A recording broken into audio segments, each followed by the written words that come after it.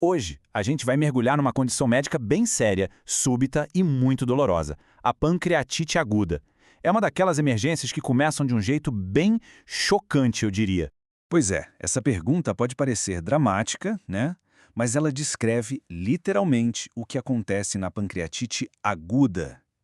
O pâncreas, um órgão que é fundamental para a nossa digestão, de repente vira a chave e começa a se atacar. E essa autodigestão, como você pode imaginar, cria um efeito dominó, sabe? Desencadeia uma inflamação gigantesca. Para a gente entender como isso funciona na prática, vamos seguir a jornada de uma pessoa com essa condição, desde o primeiro sintoma até a recuperação. Tudo começa com um sinal que é praticamente impossível de ignorar. Um sinal muito claro: a dor.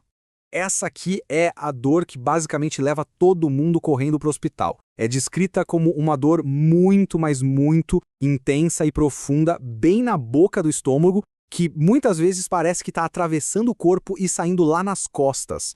E o jeito que essa dor aparece pode até dar umas pistas sobre a causa, sabia?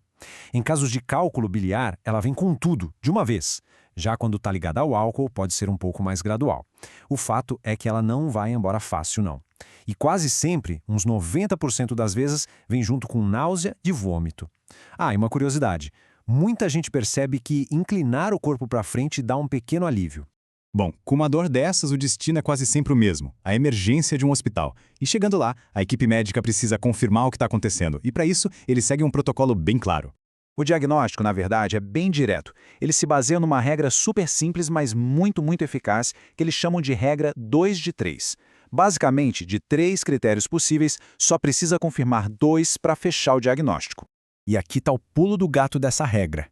Se a pessoa tem aquela dor típica que a gente falou, e o exame de sangue mostra as enzimas do pâncreas lá no teto, pronto, diagnóstico feito. Isso é super importante, porque quer dizer que nem sempre precisa de uma tomografia ou ressonância, o que economiza tempo e evita radiação desnecessária. E falando nessas enzimas, por que elas são tão importantes? Bom, a gente olha principalmente para duas. A amilase, que sobe e desce bem rápido, e a lipase, que sobe um pouquinho antes e, o mais importante, fica alta por muito mais tempo. É por isso que ela é considerada mais confiável, sabe? Especialmente se a pessoa demorou uns dias para procurar um médico. Ok, agora a gente já sabe como é o diagnóstico, mas vamos dar uma olhada no que está de fato acontecendo lá dentro do corpo durante um ataque desses. Lembra da nossa pergunta lá do começo? É aqui que a gente entende ela de vez. Imagina só, as enzimas superpotentes que o pâncreas produz para digerir comida, que deveriam ser ativadas só lá no intestino, por algum motivo, elas são ligadas antes da hora, ainda dentro do pâncreas. O resultado é exatamente esse. O órgão começa a digerir a si mesmo. E isso, claro, causa uma inflamação gigantesca. E aqui, olha, é fundamental a gente entender que existem 2 tipos principais de pancreatite. Na esquerda, a gente tem o tipo mais comum e mais leve, a intersticial. É basicamente um grande inchaço, uma inflamação. Já na direita, a gente vê a forma necrosante, que é muito mais grave. Nela, partes do tecido do pâncreas literalmente morrem. E essa diferença, como a gente vai ver, muda completamente o prognóstico. Nos casos mais graves, que estão ligados àquela necrose ali da direita, podem aparecer uns sinais bem raros, mas que quando aparecem são chocantes. Esse é o sinal de Gray-Turner, essa mancha roxa na lateral do corpo.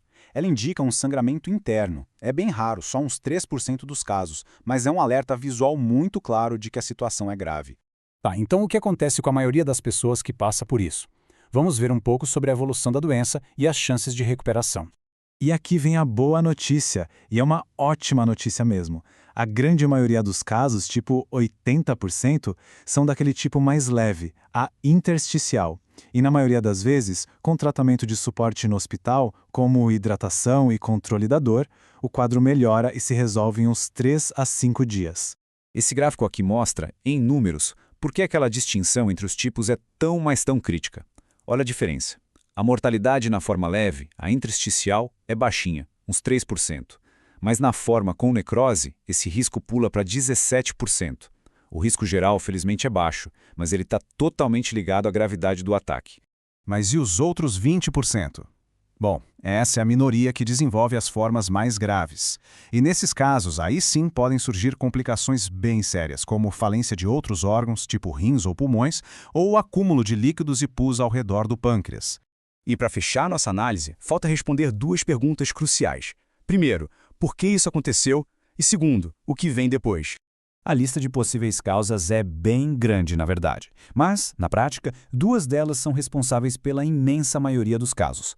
Cálculos biliares, as famosas pedras na vesícula, que podem entupir o canal do pâncreas, e o consumo excessivo de álcool. Outras coisas como triglicéridos muito altos, alguns remédios e até traumas físicos também podem causar o problema. E depois que a pessoa se recupera e vai para casa, acabou o risco? Infelizmente, não necessariamente.